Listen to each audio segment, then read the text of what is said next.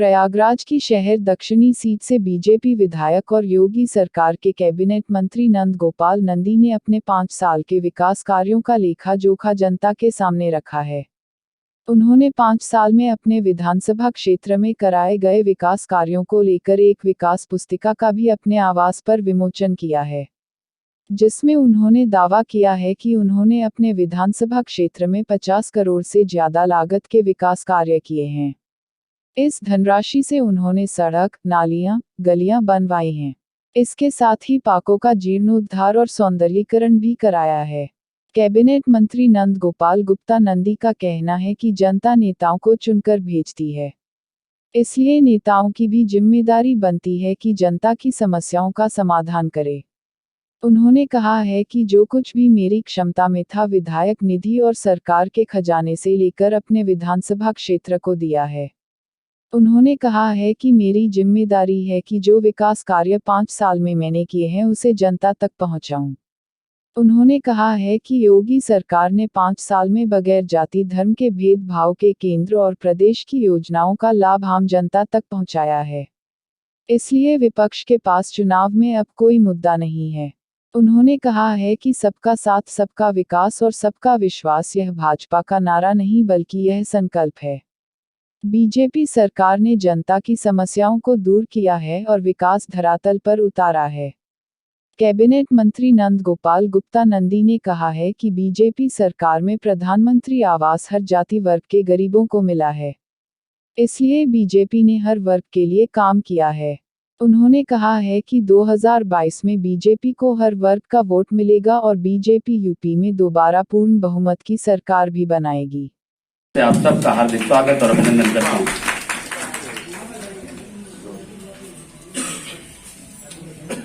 हमारे चुनाव को लगभग 5 वर्ष पूरे होने वाले हैं।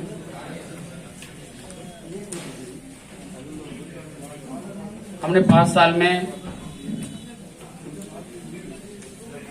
क्या क्या काम किए,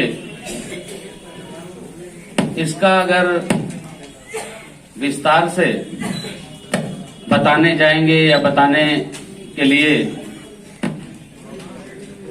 आपके बीच में इस तरह से माइक से खड़े होकर के पूरा विस्तार से बताएंगे तो बहुत ज्यादा समय भी लगेगा और संभवतः नोट करते करते, नोट तो आप कर लेंगे, आप सभी हमें बहुत प्यार करते हैं, हमें बहुत चाहते हैं, हम जानते हैं, बट अखबार की भी मजबूरी होती है, उसमें कितनी जगह होती है, टीवी चैनल की भी मजबूरी होती है, उसमें कितनी जगह होती है।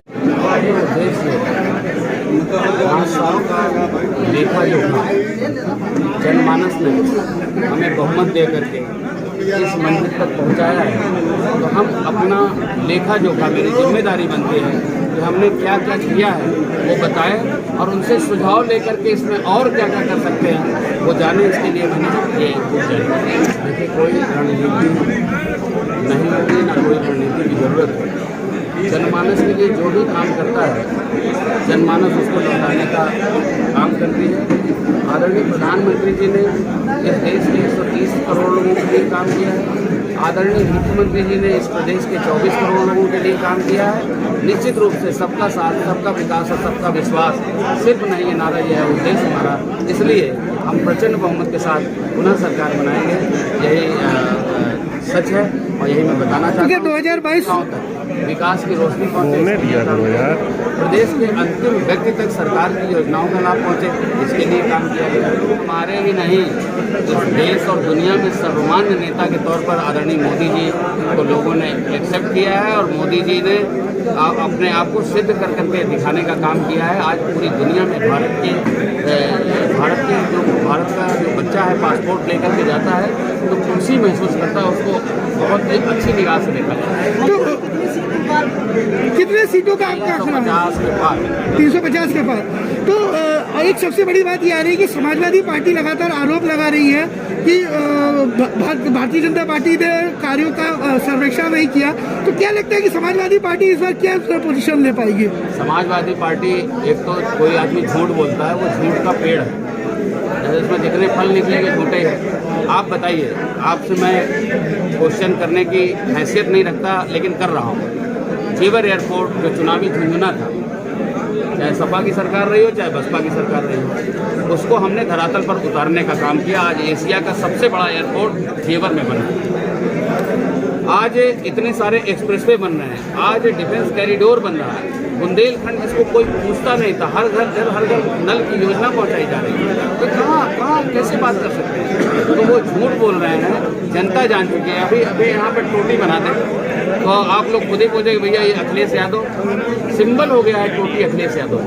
तो अखिलेश यादव जब कोरोना से पूरी दुनिया करा रही थी, उन्होंने हमारे देश के वैज्ञानिकों का अपमान किया, हमारे देश के डॉक्टरों का अपमान किया, कहा ये भाजपा की वैक्सीन हम नहीं लगाएंगे, और फिर गुलाटी मार करके पलटे।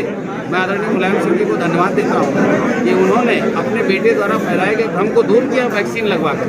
तो मैं अखिलेश यादव की जो भी बातें हैं वो बचपानी जैसी बातें हैं।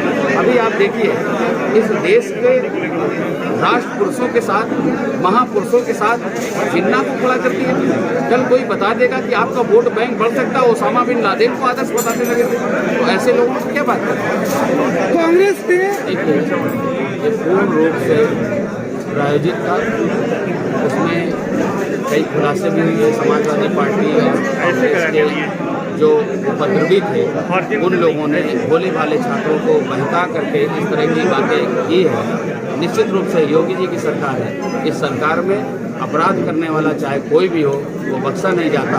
आपने देखा है, जिले का कप्तान हुआ करता था पार्टी का, एक IPS के खिलाफ भी मुकदमा लिखा करके उसकी गिरफ्तारी के लिए तमाम प्रयास हुए। अगर वो भागा तो वहाँ भी 82-83 की कार्रवाई की गई। तो यहाँ पर सब कोई सामान्य है, कानून का राज है और कानून का शासन। जिस तरह से निर्दोष छात्रों को पीटा गया है, इसके लिए क्या करेंगे? बर्बरतापूर्ण अगर निर्दोष छात्रों को जिन्होंने पीटा उनके खिलाफ भी कार्रवाई